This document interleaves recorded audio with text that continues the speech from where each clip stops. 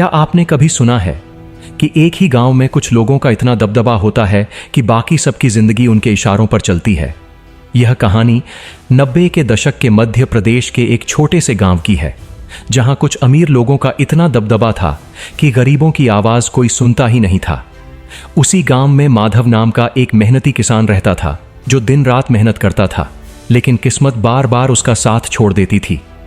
एक बार उसने गांव के सबसे दबंग साहूकार धर्मपाल से कुछ पैसे उधार लिए थे, ताकि वह अपने खेत को संभाल सके और अपने परिवार को अच्छी जिंदगी दे सके। लेकिन उस साल सूखा पड़ गया और सारी फसल बर्बाद हो गई। कर्ज बढ़ता गया और हालात और खराब होते गए।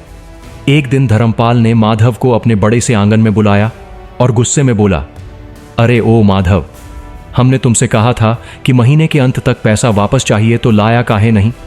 माधव हाथ जोड़कर बोला, मालिक थोड़ा समय दे दीजिए, इस बार कुछ भी नहीं बचा, हम मेहनत करके सब चुका देंगे। धर्मपाल हंसते हुए बोला, मेहनत से कुछ नहीं होगा। अब अगर पैसा नहीं दे सकता तो एक ही रास्ता है, अपने लड़के अर्जुन को कल से हमारे यहां काम पर भेज देना। माधव के पैरों तले जमीन खिसक गई। वह कांपते हुए बोला, मालिक ऐसा मत करिए, मेरा बेटा पढ़ाई कर रहा है, वह बड़े होकर सरकारी नौकरी करना चाहता है, उसे मत रोकिए। धर्मपाल ने गुस्से में आकर उसे धक्का देते हुए कहा, पैसा नहीं है तो लड़का भेज, नहीं तो अपना घर और खेत दोनों हमारे नाम कर दे। माधव रोते हुए उसके पैरों में गिर पड़ा और बोला, मालिक हम कहां जाएंगे? धर्मपाल ने उसे डांटते हुए कहा, ज्यादा रोना धोना मत कर, कल तक सोचकर जवाब दे देना। माधव टूटा हुआ घर लौट आया, जहां उसकी पत्नी ललिता और बेटा अर्जुन उसका इंतजार कर रहे थे। ललिता ने घबराकर पूछा, क्या हुआ जी, क्या बोले साहूकार? माधव चुपचाप बैठ गया और उसकी आंखों से आंसू बहने लगे। अर्जुन समझ गया कि कुछ बड़ा हुआ है। वह धीरे से बोला, बापू क्या हुआ? माधव ने भारी आवाज में कहा, कह रहा है पैसा दो, नहीं तो तुम्हें अपने यहां काम करने भेज देगा, और अगर नहीं भेजा तो घर और खेत छीन लेगा। यह सुनते ही ललिता जमीन पर बैठकर रोने लगी। अर्जुन कुछ देर चुप रहा, फिर बोला, बापू मैं चला जाता हूं। माधव बोला, पगला गया है क्या? तेरी पढ़ाई और तेरे सपनों का क्या होगा? अर्जुन हल्की मुस्कान के साथ बोला, सपने कहीं भाग नहीं रहे बापू, अभी आपको बचाना जरूरी है। अगले ही दिन अर्जुन वहां काम पर पहुंच गया, जहां उससे दिन भर भारी काम करवाया जाता। सुबह से रात तक वह बिना रुके काम करता और फिर भी उसे ठीक से खाना तक नहीं मिलता। कई बार वह थक कर चुपचाप एक कोने में बैठ जाता और अपने सपनों को याद करता। उसे याद आता कि वह एक दिन वर्दी पहनकर लोगों की मदद करना चाहता है। वह सोचता कि एक दिन वह ऐसा इंसान बनेगा जिससे किसी गरीब को डर नहीं बल्कि भरोसा होगा। वह बिना शिकायत किए काम करता रहता। जब भी उसे थोड़ा समय मिलता, वह चुपचाप कोने में बैठकर पुराने सवाल याद करता और मन ही मन उनका हल निकालने की कोशिश करता। कभी वह जमीन पर उंगली से लिखता, कभी हवा में ही शब्द बनाकर दोहराता। उसे यह डर भी रहता कि अगर किसी ने देख लिया तो उसकी यह छोटी सी उम्मीद भी छिन जाएगी, लेकिन उसके अंदर का हौसला उसे बार बार खड़ा कर देता। एक दिन वहां शहर से एक शिक्षक नरेश जी आए, जो धर्मपाल के बेटे करण को पढ़ाने आते थे। उन्होंने अर्जुन को देखा और उसकी आंखों में छुपी लगन को पहचान लिया। उन्होंने उससे पूछा, तुम पढ़ते नहीं हो? अर्जुन डरते हुए बोला, पहले पढ़ता था बाबूजी, पुलिस की तैयारी कर रहा था। नरेश जी को यह सुनकर आश्चर्य हुआ। अगले दिन उन्होंने करण को एक कठिन टेस्ट दिया और चले गए।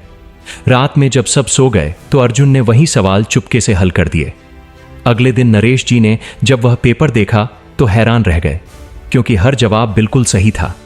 उन्होंने अर्जुन को बुलाकर पूछा, यह तुमने किया है? अर्जुन ने डरते हुए हां में सिर हिला दिया। नरेश जी की आंखों में खुशी चमक उठी। उन्होंने कहा, अगर मौका मिले तो क्या तुम पढ़ाई जारी रखोगे? अर्जुन ने बिना सोचे कहा, हां बाबूजी, यही तो मेरा सपना है। नरेश जी ने ठान लिया कि वह उसकी मदद करेंगे। उन्होंने धर्मपाल से कहा कि उनके घर में काम ज्यादा है, इसीलिए अर्जुन को कुछ घंटों के लिए उनके पास भेज दिया जाए। धर्मपाल ने हंसते हुए अनुमति दे दी, क्योंकि उसे लगा कि इससे कोई फर्क नहीं पड़ेगा। लेकिन नरेश जी के घर पर अर्जुन काम नहीं बल्कि पढ़ाई करता था। वहां उसे पहली बार शांति से बैठकर किताब खोलने का मौका मिला। पहली बार उसे लगा कि उसका सपना अभी भी जिंदा है। धीरे धीरे उसकी तैयारी फिर से शुरू हो गई और वह पहले से भी ज्यादा मेहनत करने लगा। कई महीने इसी तरह बीत गए और अब परीक्षा का समय नजदीक आ गया। अर्जुन दिन रात पढ़ाई करता और अपने सपने को सच करने के लिए पूरी ताकत लगा देता। कई बार थकान से उसकी आंखें बंद हो जाती, लेकिन वह फिर खुद को संभालता और पढ़ाई में लग जाता। उसे हर पल अपने माता पिता की याद आती और वह सोचता कि वह जरूर एक दिन उन्हें इस मुसीबत से बाहर निकालेगा। परीक्षा से कुछ दिन पहले नरेश जी ने उसे खास तरीके से तैयारी कराई। उसे समझाया कि डरना नहीं है और अपने आप पर भरोसा रखना है। अर्जुन भी पूरी लगन से हर बात को समझता और दोहराता, लेकिन किस्मत ने फिर एक परीक्षा ली। एक दिन करण को पता चल गया कि अर्जुन पढ़ाई कर रहा है। उसने गुस्से में आकर अर्जुन पर चोरी का आरोप लगा दिया और धर्मपाल ने बिना कुछ सुने उसे पकड़कर गोदाम में बंद कर दिया। उसे 2 दिन तक ना खाना दिया गया और ना पानी। उसी समय उसकी परीक्षा भी आने वाली थी। जब नरेश जी को यह बात पता चली तो वह घबरा गए, लेकिन उन्होंने हार नहीं मानी। रात के अंधेरे में वह चुपचाप वहां पहुंचे और जंग लगा ताला पत्थर से तोड़ दिया। अंदर जाकर देखा तो अर्जुन बेहोशी की हालत में पड़ा था। उन्होंने उसे उठाया और पानी पिलाया। अर्जुन धीरे से बोला, बाबूजी, मुझे एक बार अपने माता पिता से मिलना है। नरेश जी उसे लेकर उसके घर पहुंचे, जहां माधव और ललिता उसे देखकर रो पड़े। उन्होंने अपने बेटे को गले लगा लिया। अर्जुन ने उनका आशीर्वाद लिया और अगले ही दिन परीक्षा देने चला गया। परीक्षा के दिन भी उसके मन में कई डर थे, लेकिन उसने खुद को संभाला और पूरे आत्मविश्वास के साथ पेपर दिया। दूसरी तरफ नरेश जी ने शिकायत कर दी थी और कुछ समय बाद अधिकारी वहां पहुंचे और धर्मपाल के खिलाफ कार्रवाई हुई, क्योंकि उसने गैर कानूनी तरीके से एक बच्चे से जबरन काम करवाया था। समय बीतता गया और इंतजार का दौर भी खत्म हुआ। गांव में एक दिन खबर आई कि परीक्षा का परिणाम आ गया है। अर्जुन ने न सिर्फ परीक्षा पास की, बल्कि अच्छे अंकों से पास की।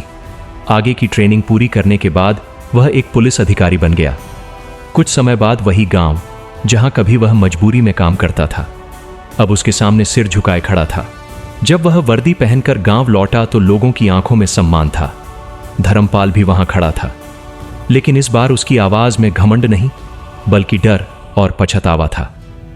अर्जुन ने शांत आवाज में कहा, समय बदलता है और मेहनत इंसान की किस्मत बदल देती है। और उस दिन पूरे गांव ने समझ लिया कि किसी गरीब के सपनों को दबाया जा सकता है, लेकिन खत्म नहीं किया जा सकता। और यही इस कहानी की सबसे बड़ी सीख है कि हालात चाहे जैसे भी हों, अगर इंसान मेहनत, हिम्मत और सच्चाई का साथ नहीं छोड़ता तो एक दिन उसे सफलता जरूर मिलती है।